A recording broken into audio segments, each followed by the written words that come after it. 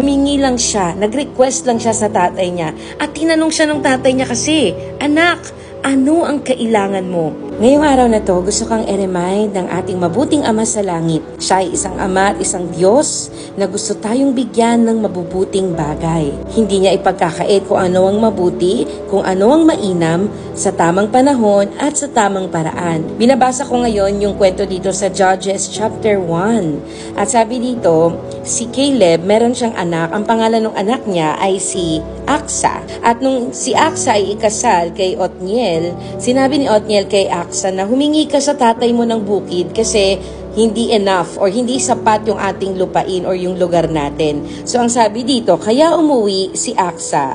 Pagbaba niya sa donkey, tinanong siya ng tatay niyang si Caleb, "Anak, anong kailangan mo?" Ang sabi niya, "Tay, may request po ako sa inyo. Gusto ko sana ng lugar na may mga bukal. Tuyong-tuyo na kasi yung lugar sa Negev na binigay niyo sa akin."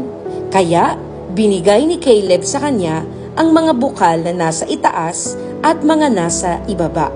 Napaka-simple nung request, diba? "Tay, may request po ako sa inyo."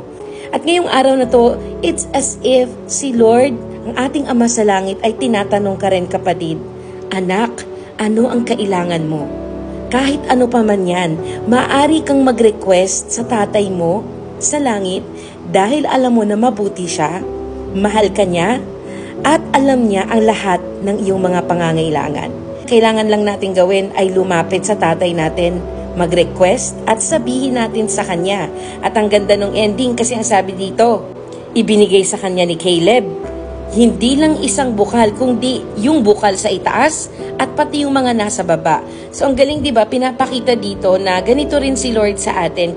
Yung mga tatay nga natin sa lupa, kapag nag-request tayo, ay binibigay nila ng minsan higit pa sa hinihingi natin.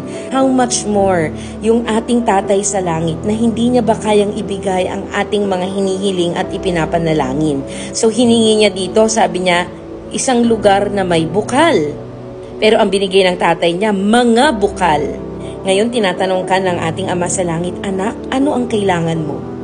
At sabihin mo lang ang request mo sa kanya, manampalataya ka at magtiwala ka na in God's perfect time, He will give you what you ask for if it is according to His will.